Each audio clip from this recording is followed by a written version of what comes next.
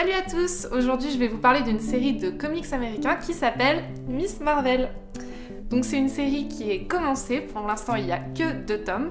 La scénariste c'est J. Willow Wilson, une auteure très prolifique puisqu'elle a travaillé sur Air, Kero et Alice the Unseen entre autres. Au dessin on retrouve 2 dessinateurs, c'est bon de le préciser parce qu'à un moment on change de dessinateur d'un chapitre à l'autre. Donc il s'agit de Adrian Alphona et de Jacob Wyatt. Le premier tome est sorti en février 2015 et le second tome est sorti ce mois-ci. Pour l'histoire du coup je vais commencer par le tome 1 comme ça vous ne serez pas perdus. Donc ça raconte l'histoire d'une jeune fille qui s'appelle Kamala, donc qui est lycéenne et en fait elle décide de faire le mur pour aller à une soirée avec ses copains. Et quand elle est à cette soirée, elle se retrouve piégée dans une brume bizarre. En sortant de cette brume, elle se rend compte qu'elle a des super pouvoirs.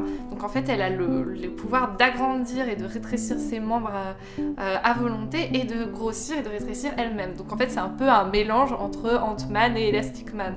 Elle va décider de tirer profit de ses pouvoirs, elle va se fabriquer un costume et elle va décider de semer, de faire régner l'ordre dans Jersey City, sa ville. Miss Marvel n'est pas à proprement parler un reboot comme en fait je vous expliquais dans ma vidéo spéciale Gotham que les éditeurs de comics américains aimaient bien faire des reboots de leur franchise en ce moment pour permettre aux nouveaux de pouvoir lire leurs comics. Donc Miss Marvel c'est pas vraiment un reboot parce que c'est plus la même personne en fait sous le costume de Miss Marvel. C'est une toute nouvelle héroïne. Donc Kamala, sa particularité c'est qu'elle est pakistanaise et musulmane. On avait déjà des héros noirs chez Marvel, par exemple Black Panther ou Tornade, mais là selon moi, ça représente quand même une avancée dans l'univers de Marvel. La scénariste, elle sait de quoi elle parle. J. Willow Wilson, elle est musulmane et elle a vécu en Égypte.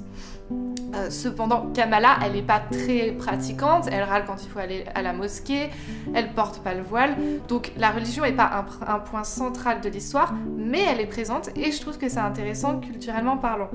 Côté dessin, moi j'ai une préférence pour Adrian Alphona, je trouve qu'il a un trait vraiment rigolo, il s'amuse beaucoup avec les pouvoirs de Miss Marvel, à lui faire une tête rigolote quand elle grossit sa tronche ou juste ses jambes, c'est vraiment marrant. Et puis ce qui est chouette, c'est que elle est représentée de façon réaliste. En fait, moi, si vous vous souvenez, je me suis un peu plainte par rapport à Batgirl parce que Batgirl et ses copines ont un corps absolument parfait, un visage magnifique, des cheveux trop beaux et tout. Là, non, c'est beaucoup plus réaliste, c'est-à-dire Kamala, elle a un gros nez, elle est pas complètement formée parce que c'est encore une ado. Et voilà, moi je trouve que ça fait beaucoup de bien de retrouver une héroïne un peu normale, physiquement parlant, dans un comics. Sinon voilà, côté dessin, il y a beaucoup de scènes de castagne avec des robots géants et tout, on est vraiment à fond dedans et c'est très bien représenté. Moi des fois j'ai un peu de mal avec les scènes de castagne parce que je m'y perds, là pas du tout, on est dans tout le long, donc c'est vraiment bien fait. Voilà, ça c'est pour les points positifs. Après, il y a quand même un point négatif selon moi, c'est cette nécessité de donner un côté jeune à la franchise. Alors comme dans Batgirl, l'héroïne sur la couverture du second tome, elle est représentée son smartphone à la main.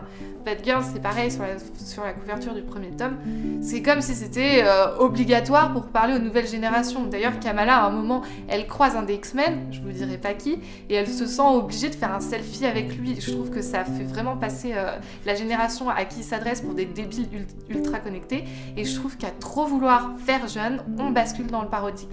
Donc ça, c'est un peu dommage.